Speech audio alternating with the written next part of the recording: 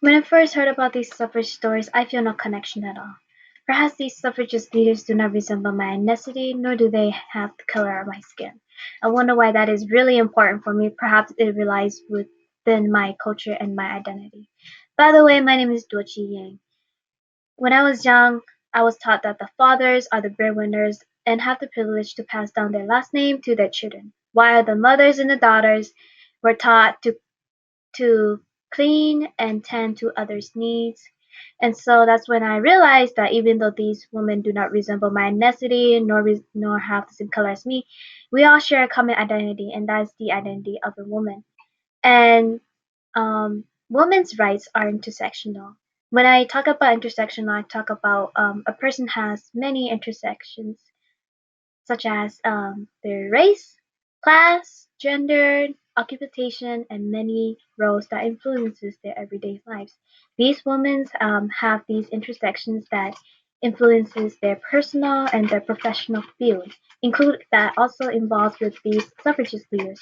And so these and so because of women have been experiencing the oppression of patriarchy, it ignited the suffragist movement. And so these suffragists contributed a journey of a social change to fight for women's democracy. The main points that I'll be going over with will be white leaders fought for women's democracy during the women's suffragist movement, and in support of that movement were also women of colors who are constantly fighting against racial discrimination. These leaders have brought a social change that allows women being able to vote. Now, back then, society restricted women from having the opportunity to choose their education, employment, religion, and political involvement, including in choosing of their spouse.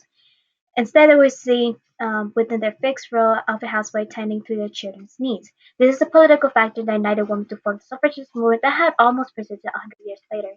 These are the influential white women leaders who fought for women's democracy, and they include Susan B. Anthony, Carrie Chaplin Chatt, Alice Paul. Susan B. Anthony was one of the first generation suffragists who spread ideas of women's rights and equality and led the National American Women Suffragist Association. Carrie Chaplin Chatt was also directed the NAWSA,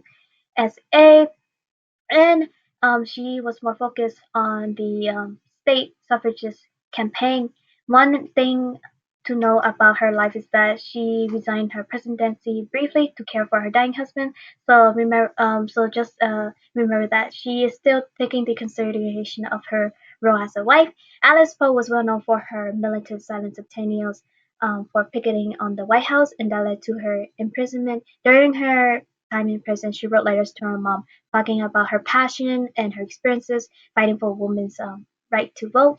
And so these women fought for the identity of women and desired to break out of the second-class citizens. Although they were influential white women, there were also women of colors who support the movement, and they include Frances Ellen Watkins Harper, Sojourner Truth, Ada West Barnett, and Mary Bottineau Baldwin. Harper's situation is really unique because she experienced all the intersectionality. She's an African American and who's living in poverty and have experienced gender inequality. So she have experienced injustice and inequality of all of those most of those intersections that I have stated.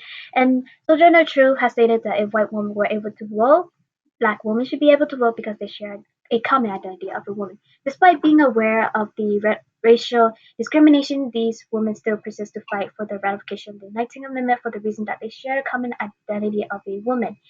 What is entirely astonishing about this is the women's collaboration to fight for their beliefs and values. And so these stories can be shared within our families and with the next generation that about why voting and fighting for your democracy is important. Without these suffragists, women would not be able to vote and have a current freedom right now. And so the list of the main points that I have just covered through was white suffragists continue to fight for women's democracy and their rights. Women of color continue to fight for their rights and continue to fight against racial discrimination. And the ratification of the 19th Amendment did not benefit all women, but it did lead a journey of a social change for women. Now that you have listened to his speech, you must remember that we must not take voting for granted since the suffragist leaders have fought so hard for it. Never let your intersectionality's identity prevent you from addressing your concerns. Thank you.